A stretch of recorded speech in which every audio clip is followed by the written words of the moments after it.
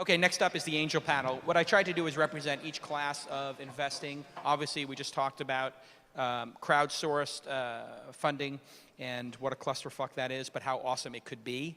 And we really need to solve that problem. But I also wanted to have the accelerators here yesterday. They did a great job. VCs on both the enterprise side and the consumer side, because it's really two different things. And of course, we'd be remiss without having angels here. So please welcome my angels, Jeff Clavier, Cyan Banister, come on up, guys, Dave McClure, and of course, Naval from Ravikant from AngelList. This is an all-star panel. Big round of applause.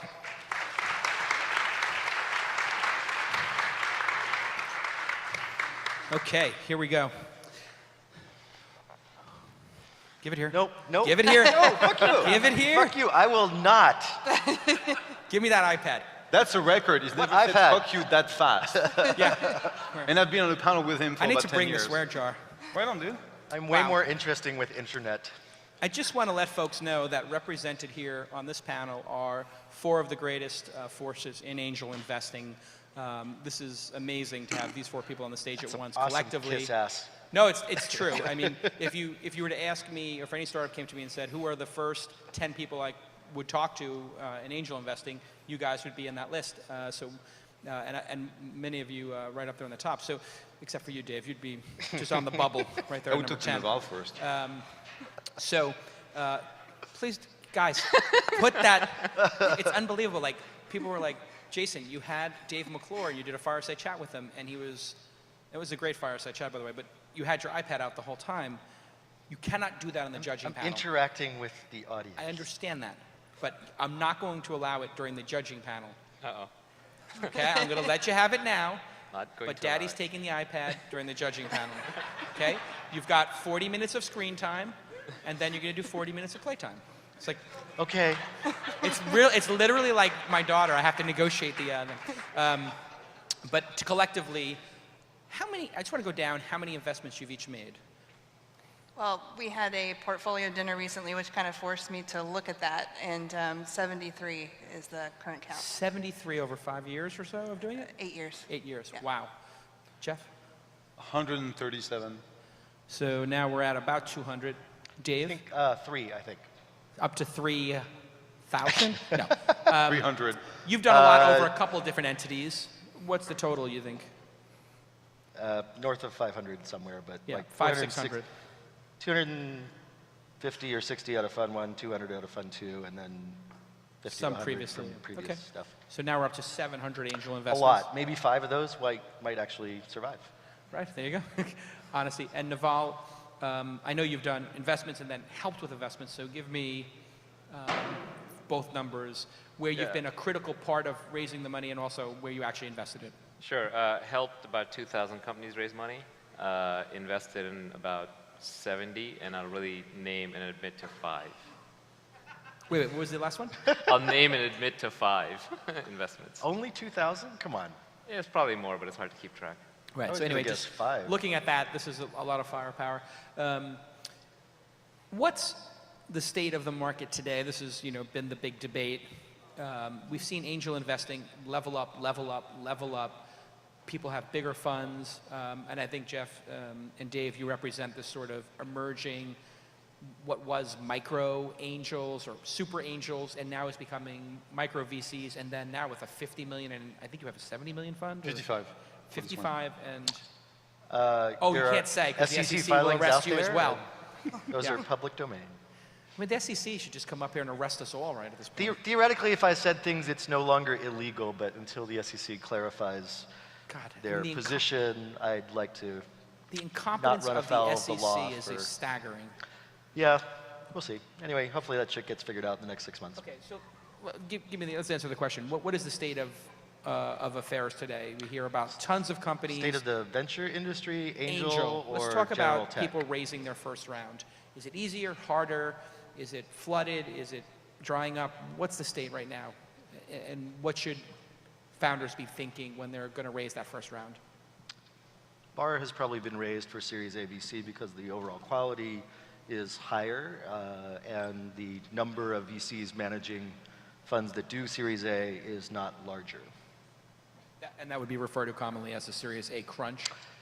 Yeah, I generally think that's overplayed, and the state of the industry overall is much, much better than it was 5 or 10 years ago. And the fact that some companies might not be able to get capital from larger VCs is not necessarily a bad thing. Why is that? Why is it not a bad thing? Well, it depends on if you're talking about from the entrepreneur perspective or the state of the economy perspective. I think we are all much smarter than we were 10 years ago about investing in companies, about starting companies.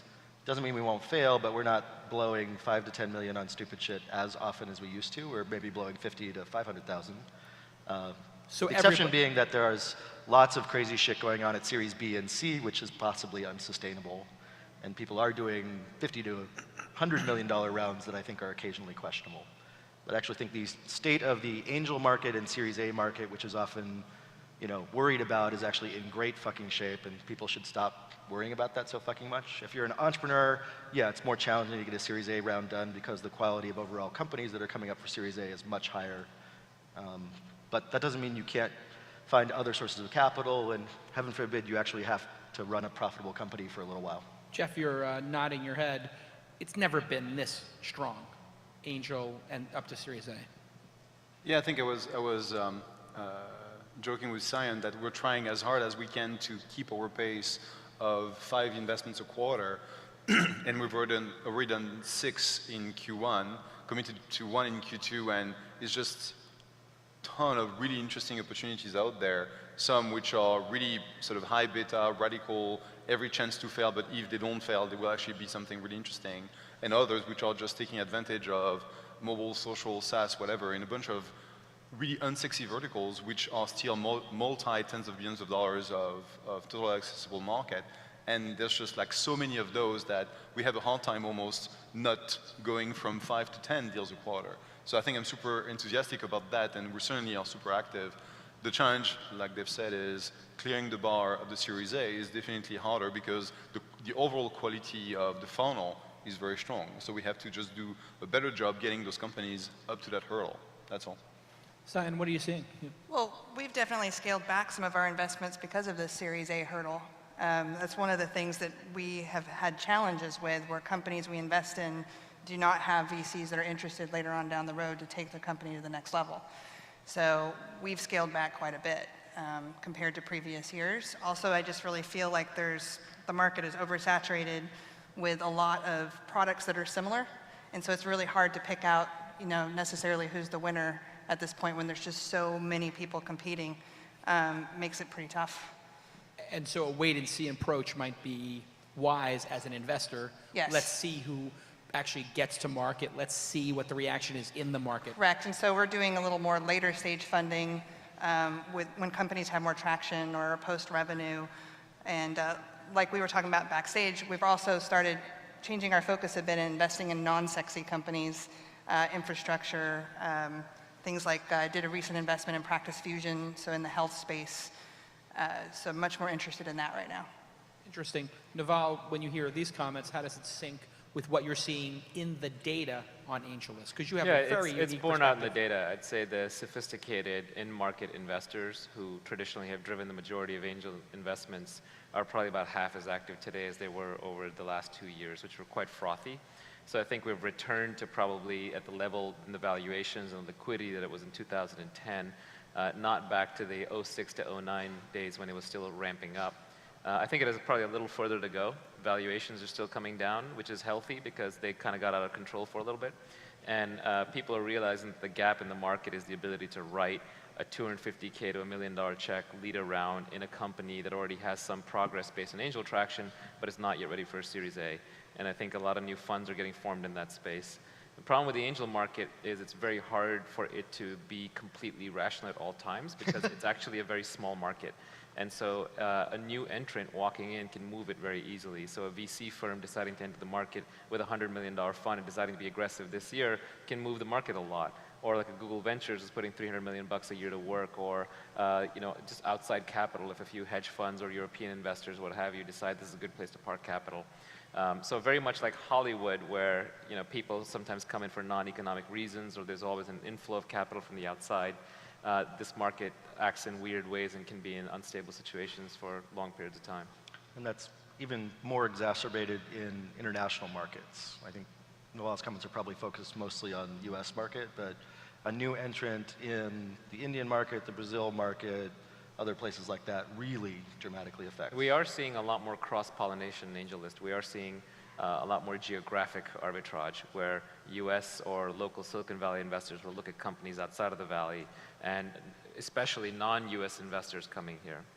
Well, I mean, even at this event, I think 2/3 of the companies are non-Silicon Valley companies, and a full third are outside the United States, which is a record. Yeah. In fact, I sent Tyler to Sweden, Oslo, Slovenia, a bunch of places to work with those accelerators to bring the top 1 or 2 companies here. I've heard people tell me that 6.7 billion people don't live in the US. Wow. 6.7 billion people do this. But we do use 50% of the energy on the planet, so let's be... Not soon. India and China are probably doing that. So Naval, you have dabbled in a partnership with Second Market to do crowdfunding. I looked at I think maybe there were 10 deals I've seen come across. I picked the 3 that I thought were most interesting. Didn't meet with the founders. I just looked at the screenshots, and I looked at the design quality and the idea, the one sentence, and I put $1,000 in the top 3. Is this a good idea? Thank you for your donation. What's that? Thank you for your donation. Is it a donation? So seriously, when an angel like me looks at it and says, I'm just going to make a crazy bet, that's sort of like me walking by the roulette table on the way to the poker room. I know I'm going to make money in the poker room, so I just put $500 on black and see if I can double it. Is that what I'm doing, or is it's an intelligent process? Because it seems like you're pre-filtering these. That's right. Those companies are heavily pre-filtered. So those are basically companies that already have a lead investor, have gotten most of their round done.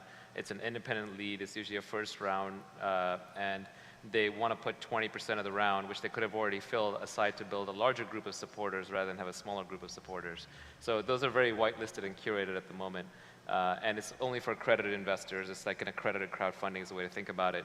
We work with Second Market as a broker-dealer partner, although we'll probably be looking at adding more broker-dealer partners. The BD partners test the investors for sophistication and to give them an idea of the risks and the portfolio theory behind it. And of course, they and we vet the companies. How many companies and how many reached the, is it $150,000 hurdle, I think? It's actually a 100K minimum total threshold. To date, I think it's been about a dozen companies that have collectively through this mechanism raised about $6-7 million. And of those 12, how many were actually able to do it? All of them? I think all except one, and then one was unable to actually close and accept it all because they had a legal issue, so they got pulled. Yeah. What are It's the general solicitation stuff. Yeah. Yeah, I mean, it's until those rules change. And then just final question for you, Naval. What do you think of the crowdfunding stuff we're doing here and the SEC and non-accredited investors maybe participating in this? Obviously, you'll start allowing non-accredited on AngelList to participate if it becomes law, correct? Correct. Once it's the law, I think the issue there is what are reliable and credible signals for the crowd to go on when they don't get to meet the company. So really what they're doing in that case, or what they should be doing, is following Cyan and Dave and Jeff into deals and not trying to do their own assessment based on screenshots and product. So there is a curation element there that's very important.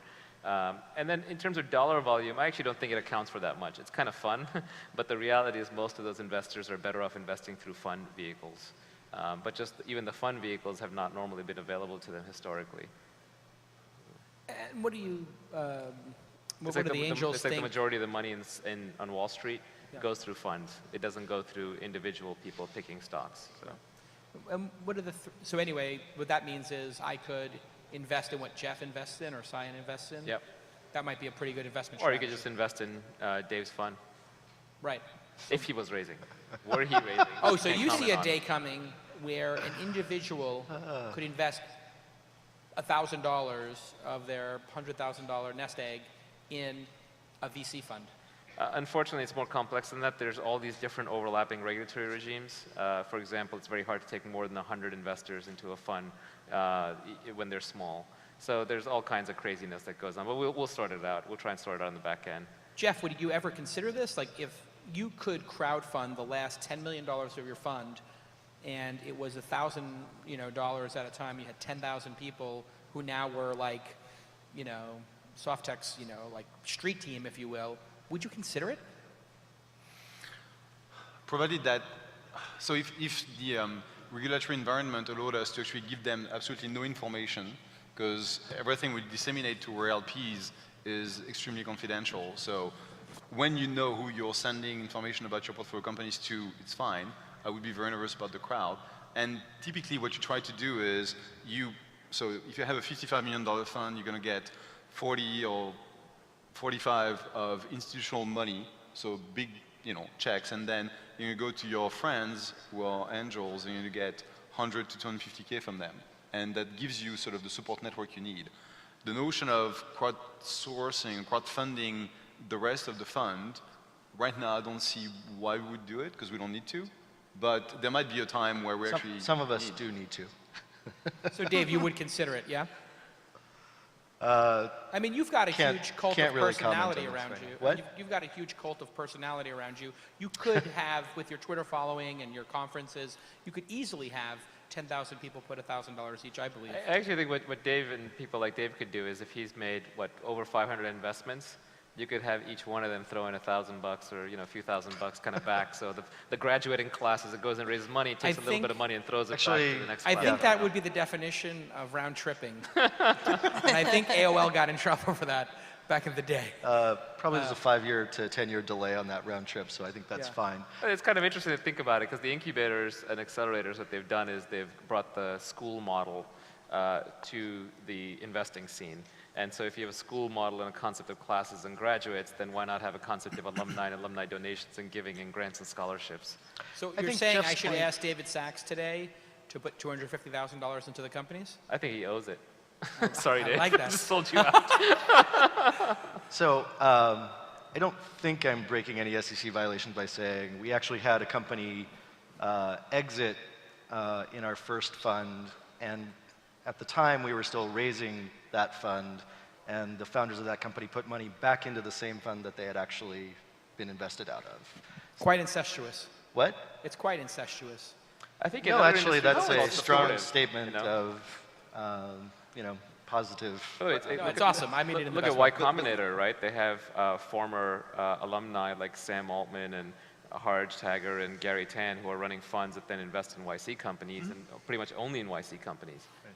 So there's a lot of precedent for this. I'm just saying institutionalize it, formalize it. I think, Jeff's point before, obviously if you're raising larger vehicles, you probably eventually want to be raising from institutional investors because they write big checks. At the same time, a lot of the work that gets done in terms of mentorship, occasionally in forms of selection, and building a community is done by people who might write much smaller checks. So for some funds, which will remain unnamed, we didn't have the opportunity to raise from larger checks, and we had to go to larger community-driven results, but we wouldn't stop doing that just because we're able to get larger checks in the future. The value of a lot of small investors is possibly greater than institutional investors in terms of their ability to participate. And there's a blog post I wrote about changes in venture capital where I talked about YC being almost a guild of geeks and other early stage incubation or maybe early stage seed funds moving towards that model where it was community driven, at least in a lot of the things that happen, whether that's selection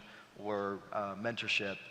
And I think that's one of the biggest changes that's happening in the Valley that's kind of often overlooked because people focus a lot on size of fund, but actually the structure of the teams that are doing venture capital investments and the types of non-capital based resources and activities that are going on is dramatically changing and dramatically different. By the way, this seems like a lot of inside baseball to a lot of you, like VCs raising their funds, but the interesting lesson here is that venture investors spend just as much time fundraising as you do. So way more. So don't think that it's just your pain. I think the venture community, what they do is they go and they deal with it, one time. It takes them 12 months to raise $100 million, and then it's a lot of misery and a lot of work and a lot of pain. They come back and distribute that misery out in small chunks to each of you by making you jump for your chunk of money. Payback. Hey, I talked to no less than 150 people in 2011, probably 200. Cyan, To raise money. when you're yes, investing in a company today, and they, let's say in their angel round, they raise $250 to $1 million. What is your instruction to them, or do you even give them instruction of, hey, by the time you've deployed this capital, this is what you need to have shown. Or is that just something that it's up to the startup to do? And what would you advise them, thinking here for a minute out loud, what would you advise them today if you were, raised an angel round at this event 3, 6, 9 months, let's put it out 9 months, 9, 12 months from now, what will you need to have shown in order to get that next investment? Well, I think it obviously varies from company to company. I try not to get involved in companies on that level unless, we're on a board level or we have advisory roles. But, I think obviously get to some kind of traction and revenue, get people to believe in your product and get customers. I mean, that's really what it comes down to. If you actually have a real business where people are paying you or you've got eyeballs, then, that's going to be more attractive down the road.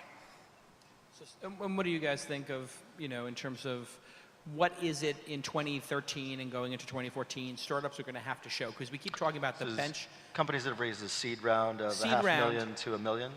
Yeah, if you've raised, let's say under $1.5 million and you anticipate it runs out a year from now or I so. would say on a revenue basis, if that's your measurement, probably you want to show $500,000 to $1 million in annualized revenue or better. Run rate. Growth prospects at 100% or better per year if you can. That at least puts you in the conversation. It does absolutely vary from company to company. I would say it's that you have to show traction. Traction is quantitative evidence of customer demand. It varies from sector to sector, but if you're a consumer, it's escape velocity and we'll know it when we see it. If it's enterprise or SaaS, get your first few customers. Right. And if it's hardware, get your product at the door and have a nice Kickstarter, right? So it just might varies. just be a prototype. Of course, different. And if you have no revenue model, then it's a much higher bar. Absolutely. And you're looking at, at probably, depending on the business again, millions of active users. Certainly not less than hundreds of thousands of active users. Certainly the change we've seen over the past couple of years is seed funds investing essentially, we do $500,000 as a basic sort of bite size. So we always participate into something which is 1.2 to 1.5 to 2. And, 18 to 24 months is basically the runway it takes to get your product to market, figure out your PR, marketing, user acquisition, churn, and then figure out what are the key metrics that you need to show some growth on. Yeah. And I'd so love to say 6 to 18 months, not 18 to 24. maybe in your model, but in ours, we assume 18 to 24. Right, but if you tell them 18 to 24, then they'll take 24 to 36. So if you tell them 6 to 18. But a lot of this stuff is confusing because the entire market has shifted so much. In 2003, 10 years ago, Series A venture capital on Sand Hill Road would invest in teams with ideas. That didn't happen anymore in 2007, 2009. People like Jeff and I were the ones who were investing in ideas. That was seed stage capital. Today, only the accelerators invest in ideas. Mm-hmm. Well, and so, some of us don't even invest in ideas. We require functional prototypes. Okay, so he doesn't even invest in ideas anymore. So if you have an idea, you can go home now. But you need to basically... I've got lots of ideas, but... The cost of building a company has collapsed so much that you basically need to have built something before you can talk to Dave, and you probably need to have traction before you can talk to Jeff or Cyan. And that's just the nature of the market. Now, there's always exceptions. Right. But Which is a good thing. yes. So if you're a person in the audience who says, I have a great idea, coming Go up fucking and build stage it. diving and shaking hands with you guys and saying, Is oh, useless. I have a great idea. You're just going to glaze over and say, Go build something. Go build something. Go build something. Yeah. Well, I think it depends on their background. I mean, so like if Elon Musk came up to me and said, I have a great idea, I would get my checkbook out and write him a check, right? So I think it really depends on whether they're a first or second time entrepreneur, what kind of track record they have, because I do invest in people and ideas, but not someone who's green, who's just starting out. That, I would not write a check there. Right. But So I see a lot of second-time entrepreneurs who are unprepared for how brutal the competition is and how much execution is going on out there. I see a lot of second-time entrepreneurs who come out, raise money based on their reputation or try to raise money based on their reputation. Then they assemble a team of 15 people and they kind of all get together and start whiteboarding stuff. And meanwhile, there are little fast commando teams on, of 2-3 people inside 500 startups or Y Combinator or Techstars or AngelPad that are just crushing it. They're just building product, building product, building product. There's so much leverage in the system thanks to the tools in the cloud and the services that are available and how little capital it takes that you can just execute a lot.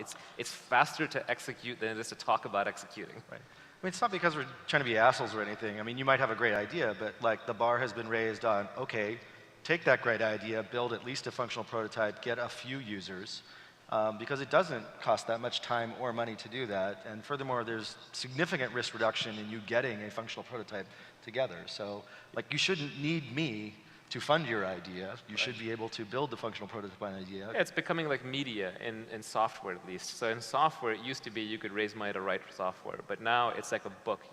Unless you're famous, to Cyan's point, you don't go to the publisher and say, give me an advance to write a book. You just say, here's my book, what do you think?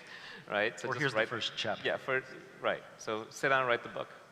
Unless it's hardware enterprise, which are obviously different things. And if it's hardware, maybe you can even get Kickstarter or pre-funded. Yeah, and now there's Lemnos Labs and Accelerator and others that let you do quick prototyping, tech shop. The point is that you have multiple ways to get your ID funded without going to traditional sort of angels or VCs. And that's what we expect. That's what the bar is. Okay, this is the part where you guys are incredibly honest and tell us some inside information. Tell us about the first meeting with the most successful investment you ever made. The first meeting, where it occurred, This is a pretty who it was softball in, question. and the highest return ever. Well, yeah, it's picking favorites, right? But I'm giving you a qualifier that it's not your favorite investment. It's the one that had the biggest return, even if it's a return on paper right now. Okay. Who wants to go first? So Take us- return potential or return? Well, wherever it's marked out currently. So if you're an investor in Dropbox and it hasn't exited and it's worth $10 billion, you could count that, right? You don't have to count an actual exit, but if it's marked to market, highest. Okay. Yeah, my best investment was actually my first one. I should have quit right there. And It's been all downhill ever since. when I knew nothing, I did a lot better. It was Twitter, and it was because I had a friend who was obsessively using it, Clavier Tiger. Thank you, Clavier. And he just told me about it, and I tried it out, and I was like, oh, it's kind of interesting. Evan Williams was already well known at the time. I forget how, but I tracked him down through some email introduction. I kind of finagled my way into a meeting. I went in there at the time. I was kind of reading Where up was on the all. meeting? It was at their office in South Park. And at the time, I'd been reading up on viral marketing and trying a little bit of stuff. So I got in there, and I kind of pitched this whole thing about viral coefficients, and I was a viral expert, and I whiteboarded the whole thing. And Evan looked at it, and he said, that sounds great. That sounds really useful and knowledgeable. We're not going to do any of that. And that was correct of him. He grew the network organically. But then I basically asked, can I invest a little bit? He said, OK, we'll let you know. Then I read a TechCrest announcement saying that I'm an investor. So I called him up. I'm like, hey, I thought you were going to let me invest in you, but you just announced it. I don't even know the terms. And then he told me the terms. I'm like, wow, that's really expensive. Maybe I'll do a little bit less. So How much did you put in? Put in 100K. You put 100K in at the A round, Yeah.